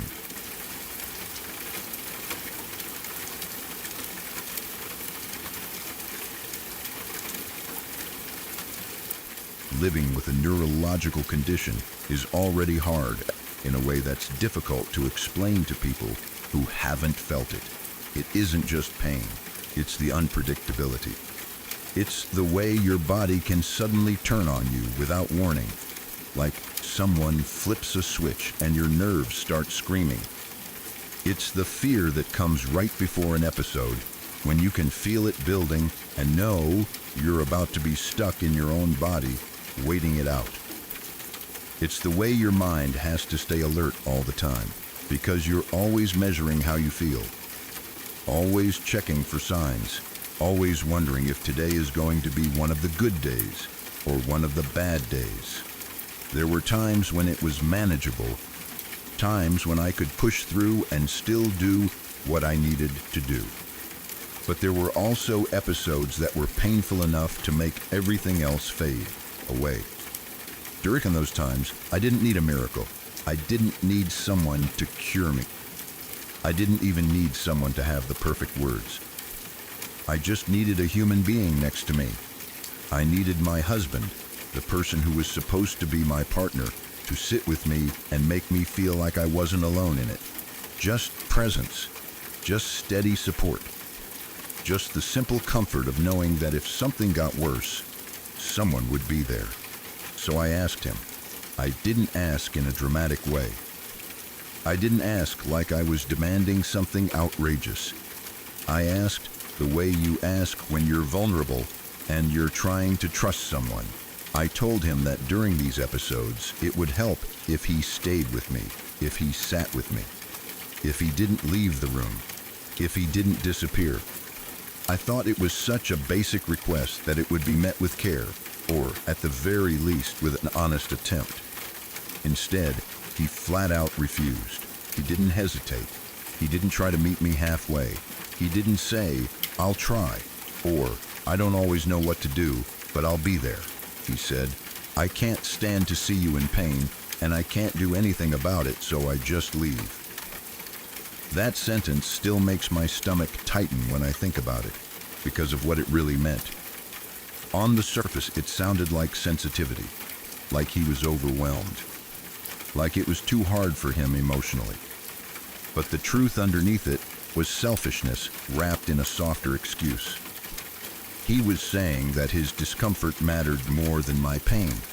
He was saying that if a situation made him feel helpless or uneasy, he would remove himself and leave me to deal with it alone. He was saying that the moment I needed him most was the moment he would choose to protect himself from feeling bad. It wasn't just that he refused. It was the casual certainty in the way he said it, like it was completely reasonable for a spouse to walk away from their partner during a painful medical episode. Like my fear and pain and vulnerability were just too inconvenient for him to witness. Like my body struggling was something he shouldn't have to be around unless he could be the hero. And that's when another part of the story started to twist in my mind, because he didn't act like this in public. In public, he acted like the most dedicated husband alive. In public, he talked about my medical condition openly, but not in a caring, respectful way, and not because he was trying to help me. He talked about it to his friends and his co-workers, and he did it with this tone like he was carrying such a heavy burden, like he was this supportive, patient man who was always tending to his wife through her troubles. People would praise him. People would tell him how amazing he was. People would talk about what a good husband he must be, and he soaked it up. He loved it. It's hard to describe the specific kind of anger and sadness that comes from realizing someone is using your pain as a costume. He was wearing my condition like a badge. He was using it to build an image of himself as this long-suffering, devoted partner. Meanwhile, in the moments where it actually mattered, in the moments where no one else was watching, he would leave. At first, I tried to rationalize it, because that's what you do when you're trying to survive inside a relationship that doesn't make sense. I told myself maybe he truly couldn't handle it. Maybe he had anxiety. Maybe he didn't know what to do. Maybe it was his way of coping. But then, I'd remember how easily he could talk about it with other people. I'd remember how comfortable he looked telling stories about my suffering, like he was reading lines from a script he had practiced. I'd remember the way he would suddenly become animated when he talked about it in front of an audience, like gave him energy. And I'd compare that to the coldness and absence he showed when I was actually in pain, and the truth started to form in my mind in a way I didn't want to admit. He didn't struggle with seeing me in pain because he cared about me. He struggled with seeing me in pain because it didn't give him what he wanted. When it was just me and him, my pain demanded something real from him.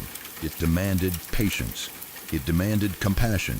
It demanded inconvenience. It demanded staying in a room even when it wasn't fun. It demanded that he put another person's needs ahead of his own comfort, and he didn't want to do that. He wanted the praise without the work. He wanted the image without the reality. He wanted people to think he was a good man, but he didn't want to behave like one when it cost him something. And then there were the lies. The lies were so bizarre and so extreme that when I think about them now, it still feels unreal. He didn't just exaggerate little things the way some people do. He didn't just tell small stories to make himself look better. He would completely invent medical emergencies and then use them to get sympathy, attention, and admiration from other people. He would call off work with the excuse that we'd been in the ER all night because I'd had a stroke. A stroke. That's not a small lie. That's not a harmless fib. That's a terrifying, serious event that would change a person's life. And he tossed it around like a convenient excuse. He used it to sound like the devoted husband sitting beside his wife in a hospital, fighting through a scary night, staying strong, being supportive. He used it to get people to say, "Wow, you're such a good husband," and "That must be so hard," and "She's lucky to have you." He used it to collect praise like it was payment. Except I hadn't had a stroke. We hadn't been in the ER. None of it happened. Sometimes he'd tell people he couldn't join his club that weekend because he had to tour rehabilitation facilities for me, and he had to find just the right one. He made it sound like he was researching options, making careful decisions, stepping up as a caretaker, taking on all this responsibility and stress. He made it sound like I was so unwell that I needed rehab, and he was the one saving the day by arranging everything.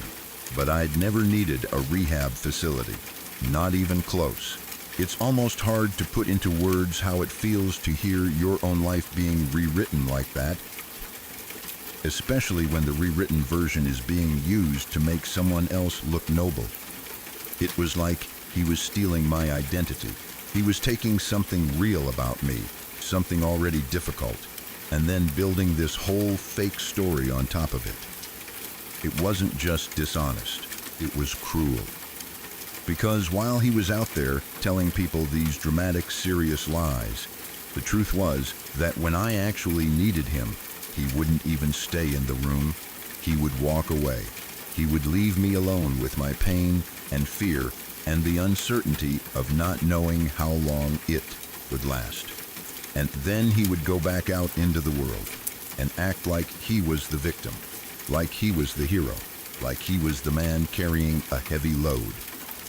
I started to realize that he got something out of my suffering, but not in a normal human way. A normal person might feel worry, love, concern, protectiveness. He seemed to feel something else, something like excitement, like opportunity. My condition was a storyline he could use. It gave him attention. It gave him an excuse. It gave him a way to be seen as special. It gave him a way to manipulate people into praising him, accommodating him, and feeling sorry for him. And the weirdest part was that he didn't even keep his lies small enough to be believable long term. He went big. He went extreme. It's like he enjoyed the drama. He enjoyed the intensity of it, the shocked reactions, the sympathetic faces. He enjoyed being the center of the conversation. There were times I would learn later what he had said, either because someone mentioned it to me, or because I overheard him, or because I saw the way people looked at me after they'd heard his stories. Sometimes people would look at me with this sad, careful expression, like I was fragile or damaged. Sometimes they'd ask questions that didn't make sense, questions that only made sense if they believed I'd been in the ER all night or had suffered a major event. And I would just sit there, confused and embarrassed, realizing that I was being treated according to a story I didn't even know had been written. That's when the humiliation would hit. Not just because he lied, but because he lied about my body, my health, my life. He used my medical condition as a tool, and he didn't even ask me. He didn't care about how it affected me. He didn't care about the awkwardness or the confusion or the way it made me feel like I was trapped inside a public narrative I didn't consent to. And when you're already dealing with a painful condition, you don't need extra stress. Stress makes everything worse. Stress can make symptoms flare. Stress can make episodes more frequent. Stress can make you feel like you're constantly bracing for impact. And he was adding stress on purpose, not necessarily because he wanted to worsen my health directly, but because he didn't care if he did. He cared more about what he got from it. Over time, I started to see this ugly pattern clearly. In private, he was absent. In private, he was unwilling. In private, he refused to show up for me in a basic human way. But in public, he performed. In public, he talked. In public, he painted himself as a caretaker. In public, he wanted applause. That's when I started thinking the thought I didn't want to think. He really hated me. Maybe hate is a strong word, but it's the word that kept coming back. Because what kind of person treats their partner's pain like an inconvenience in the moment, but then uses that same pain to get admiration later? What kind of person invents strokes and ER visits and rehab tours and throws those stories around like props? What kind of person watches their spouse suffer and chooses to walk away, then turns around and tells everyone else how much they've sacrificed? It felt like he didn't love me as a person. It felt like he loved what my situation could do for him. He loved the attention. He loved the sympathy. He loved being the good guy. He loved the way people looked at him when he played the role of devoted husband. He liked the social reward. He liked the identity. He just didn't like me. He didn't like my needs. He didn't like my vulnerability. He didn't like the reality that real support requires time and patience and presence and sometimes discomfort. He didn't like the parts of marriage that require you to be steady when things are hard. He liked people thinking he was always there for me, but he didn't want to be there for me. And that disconnect messes with your head in a very specific way. Because you start feeling like you're going crazy. You start wondering if you're being unfair. You start hearing his public stories and thinking, wait, is that what people think is happening? Is that what he thinks is happening? You start doubting your own experience because he's building this shiny version of himself for other people, and they're all buying it. Sometimes I would sit there watching people praise him, and I'd feel this strange blend of emotions that didn't fit together. I'd feel anger because I wanted to scream and tell the truth. I'd feel sadness because I realized how little they saw of the real situation. I'd feel shame because I felt embarrassed that this was my marriage, my life, my reality. I'd feel numb because it was exhausting to carry the truth while he carried the applause. And then I'd go home and I'd have another episode and I'd ask him again, or I'd hope without asking, and he'd do the same thing. He'd leave. He'd disappear. He'd choose distance. He'd make it clear with his actions that my pain was mine alone. That's when you start feeling not just physically unwell, but emotionally abandoned. And emotional abandonment has a way of making physical pain feel sharper. When you're lying there hurting, and the person who promised to love you is choosing to avoid you, it makes the loneliness louder. It makes you feel like you're not only fighting your own body, but also fighting for basic care from the one person who should want to give it. The more I think about it, the more it feels like he was doing two separate things at once. One was neglect, plain and simple. He refused to show up. The other was performance, where he used my condition to build his image. Those two things together create something especially cruel. Because it's not just that he didn't support me, it's that he exploited the idea of supporting me. It's like he wanted the rewards of compassion without the reality of compassion. It also made me question how much of our relationship was real. If he could lie about strokes and ER visits, what else could he lie about? If he could look people in the eye and spin these stories, what kind of person was he when no one was watching? If he could turn my life into a tool, what did he see me as? A partner or a prop? When you start asking those questions, it gets hard to feel safe with someone. Not just physically safe, but emotionally safe. You stop trusting their words. You stop trusting their reactions. You start noticing how their care seems to appear only when there's an audience. You start noticing how they don't actually ask what you need.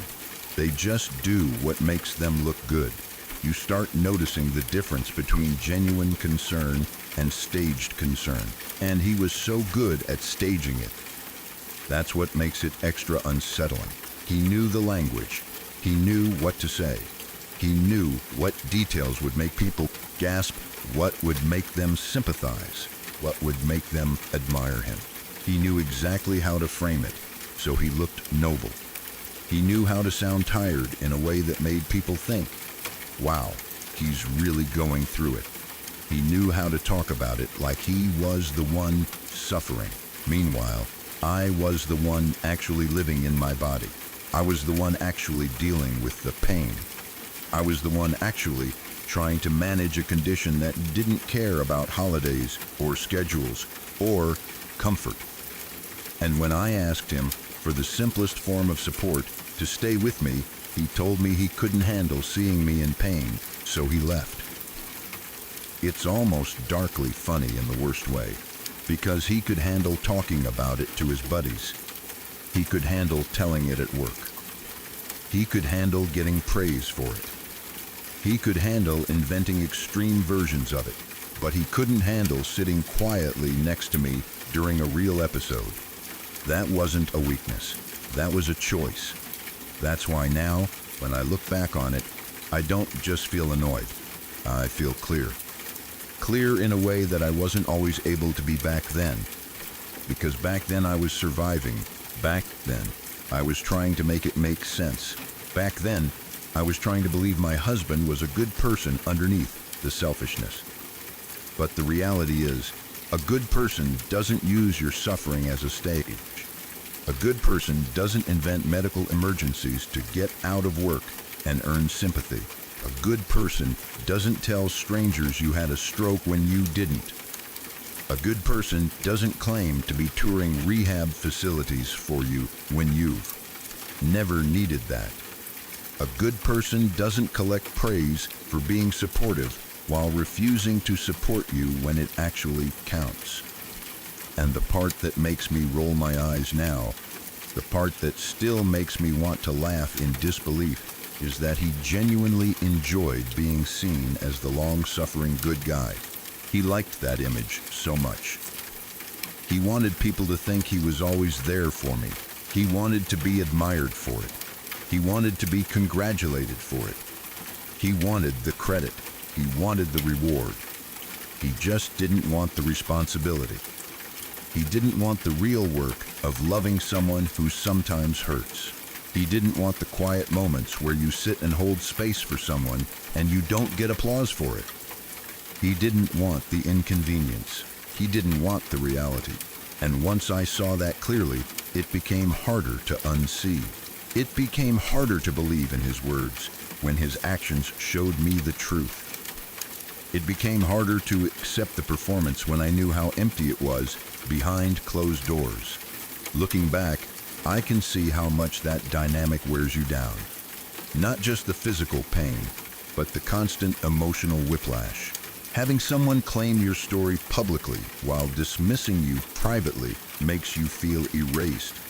It makes you feel like your own experience belongs to someone else. It makes you feel like you're trapped inside someone's lie. It also teaches you a painful lesson about certain kinds of people. Some people don't want to be good. They want to look good. And there's a huge difference. A person who wants to be good will do the hard, unglamorous things, even when nobody claps. A person who only wants to look good will do whatever builds their image, even if it hurts the person closest to them. That was him. He didn't want to sit with me during an episode, but he wanted everyone at work to think he was sitting with me all night in the ER. He didn't want to support me in real life, but he wanted his friends to praise him for being supportive. He didn't want to deal with my pain, but he wanted my pain to give him attention. And the more I think about it, the more it feels like he didn't just neglect me. He actively used me. He used my condition as a tool. He used my vulnerability as a storyline. He used my suffering to build himself up while leaving me alone. That's not love. That's not partnership. That's not even basic decency. It's manipulation. It's performance. It's cruelty hidden under the mask of being such a good husband. And the most maddening part is how convincing it can look from the outside. People will praise the person who talks the loudest about how much they do. People will admire the person who tells dramatic stories. People will assume the spouse who speaks confidently must be the caring one. Meanwhile, the person actually living it is often too tired, too overwhelmed, or too confused to correct the narrative. And even if they try, they risk looking like the ungrateful one, the dramatic one, the sick one, the one causing problems. So you stay quiet and they keep performing. That's why now I can say it plainly, even if it sounds harsh. He didn't do it because he loved me. He did it because he loved the attention he got from pretending to love me. And yes, it really does feel like he hated me, in the sense that he didn't care about the damage he was doing, and he didn't care about the way he was turning my life into a joke. He cared about himself. He cared about his comfort. He cared about his image. And if I got hurt along the way, that was acceptable to him. That's a hard truth to sit with, but it's also freeing because it means I can stop trying to understand it as normal. I can stop blaming myself for asking for too much when I wasn't. I can stop believing I needed to explain my pain in a better way. I can stop thinking there was some magical way to get him to show up. He knew what I needed. He just didn't want to give it unless it benefited him. And the sarcasm that comes out of me when I think about it now that eye roll feeling, that God, really? Reaction. It's not just bitterness. It's my mind finally seeing the absurdity of what I tolerated. It's my brain finally recognizing the difference between who he claimed to be and who he actually was. He wasn't a long-suffering good guy. He was someone who liked the costume of being a good guy. And I was the one paying the price for his costume, while he walked around collecting praise.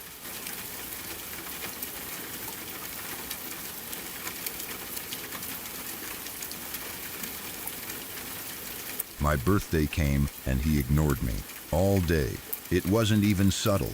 It wasn't like he was busy and distracted and just forgot. It felt deliberate, like I was invisible on purpose. From the moment we woke up to the time the day ended, he didn't say anything that even hinted it was my birthday. No happy birthday in the morning, no smile, no small kindness, no quick, we'll celebrate later, nothing. And because we were married and had 2 small kids, it wasn't like this was some casual relationship where he might not know the date. We lived together. We had a whole life together. He knew. That's what made it hurt in this specific, sharp way. It wasn't just the lack of effort. It was the feeling of being erased in your own home. The feeling that the person who is supposed to notice you and care about you was choosing, for an entire day, to act like you didn't matter.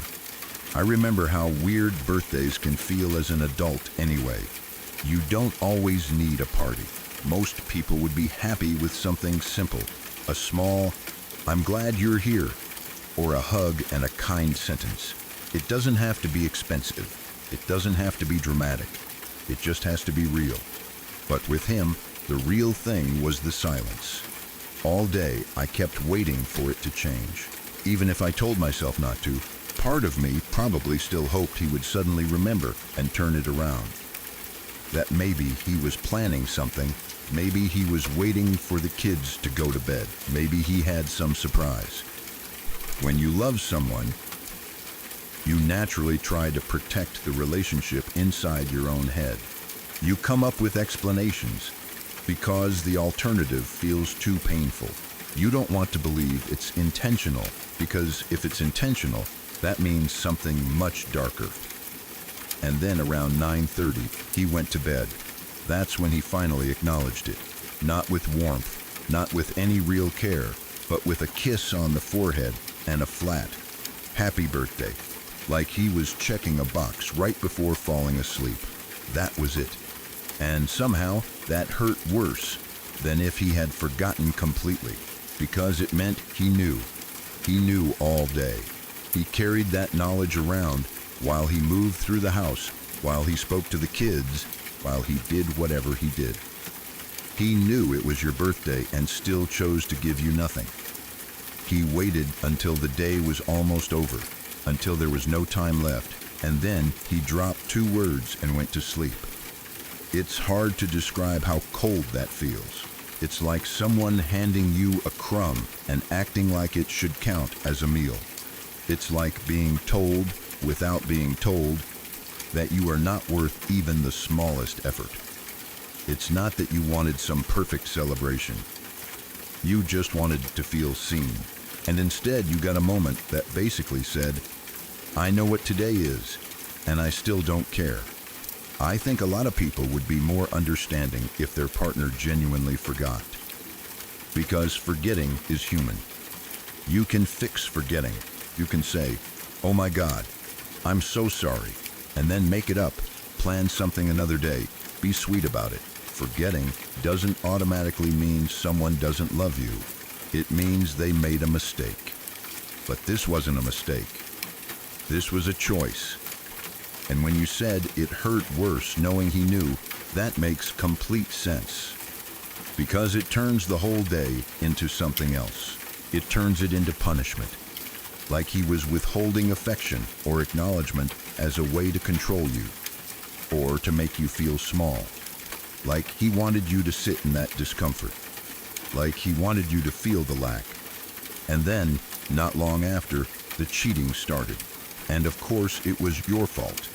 That part is so familiar in relationships like this. The way they harm you and then somehow twist it until you're the reason they harmed you. The way they avoid responsibility by making you the problem. The way they create a story where they're the one who had no choice because you were supposedly not enough, not good enough, not whatever enough. It's cruel because it doesn't just hurt you once. It makes you question yourself while you're already wounded, steals your confidence, and then blames you for being insecure. And the truth is, you could never be enough for him. Not because you actually lacked something, but because enough was never the goal. The movie Target was the goal, because you described it perfectly. You could never win. You either wore too much makeup or not enough. You were either overweight or too skinny, even though you were a healthy weight the whole time. Other girls were always better than you. Everything you enjoyed had some fundamental flaw that he used as proof that you were a horrible person for liking it. Even your interests were treated like evidence against you, like he couldn't just let you have joy without punishing you for it. And then the spirituality piece makes it even clearer. He wanted you to be more spiritual, but when you tried, it was fake spiritualism. That is exactly how a person keeps someone trapped. They demand growth, but when you grow, they mock it. They tell you to change, but when you change, they call it fake. They create a standard and then make sure you can never meet it. Because if you could meet it, they would lose their power to criticize you. They would lose the tool they use to keep you off balance. Living like that is exhausting in a way that people who haven't experienced it don't always understand. It's not just a few mean comments. It's a constant pressure to perform correctly, to be the right version of yourself, except the right version keeps changing. It makes you hyper-aware of yourself. It makes you second-guess your choices. It makes you shrink your personality because you're tired of being judged for existing. It turns your own home into a place where you're always bracing for the next criticism. And the birthday story fits into that perfectly, because ignoring you all day wasn't just a one-time cruelty. It was part of the larger message. You don't deserve warmth unless I feel like giving it. And even then, it will be the smallest amount possible. That's why you said you realized he actually hated you. Because at some point, when you add it all up, it stops feeling like normal relationship conflict and starts feeling like contempt. And contempt is not love. Contempt is what happens when someone doesn't respect you, doesn't value you, and wants to keep you beneath them. It shows up in the way they talk to you, in the way they dismiss you, in the way they refuse to celebrate you, in the way they constantly compare you to other women as if you're competing for basic kindness. And what you said at the end matters so much, because it shows the truth more clearly than any argument ever could. You've been divorced for 8 years now, and you're happy, not just doing okay, but happy. And that happiness isn't random. It's the relief of no longer living with someone who drains you. It's the peace of waking up without being judged. It's the freedom of wearing makeup or not wearing makeup without it becoming a problem. It's the ability to enjoy things without being told they make you a bad person. It's the quiet joy of being enough in your own life without someone constantly trying to convince you otherwise. Because the reality is, you were never the problem. You were just living inside a relationship where the rules were designed for you to lose. And now you don't have to play that game anymore.